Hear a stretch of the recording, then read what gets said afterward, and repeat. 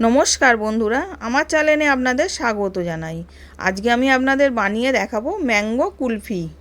প্রথমে আমি আমটাকে ভালো করে ধুয়ে রেখে দিয়েছিলাম।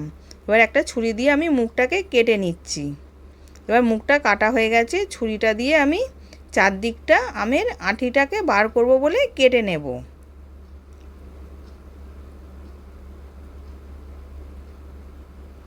এবার আমি তারপর একটা চামচ দিয়ে আঁটিটাকে বার করে নেব ঘুরিয়ে।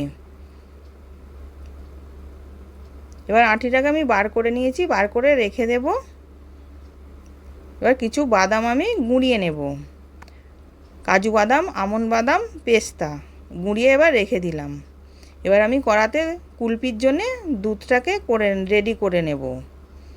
এবার লিকুইড দুধ দিয়েছি 1 প্যাকেট, ওর মধ্যে 2 প্যাকেট গুঁড়ো দুধ দিলাম, দিয়ে ভালো করে মিশিয়ে ঘন করে নেব।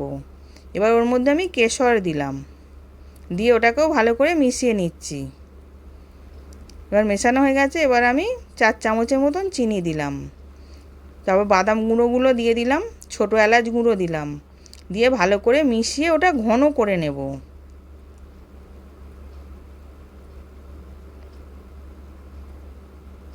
এবার ভালো করে মিশিয়ে ঘন করা হয়ে গেছে। এবার আমি আমটা একটা গ্লাসের মধ্যে রেখে ওর মধ্যে কুলপিটা দিয়ে দিলাম, দিয়ে চাপা দিয়ে আমি ডিপ ফ্রিজে ওভারনাইট রেখে দেব।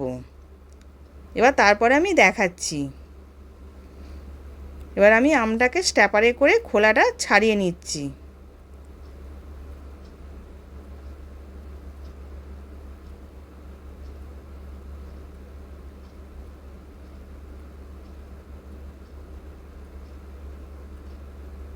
এবার ছাড়ানো হয়ে গেছে, আমি গোল গোল করে চাকা চাকা করে আমি কেটে নিচ্ছি। এবার ম্যাঙ্গো কুলফি রেডি। আশা করছি ভিডিওটা ভালো লেগেছে। আমি হাজির হব আর এক নতুন রেসিপির সাথে।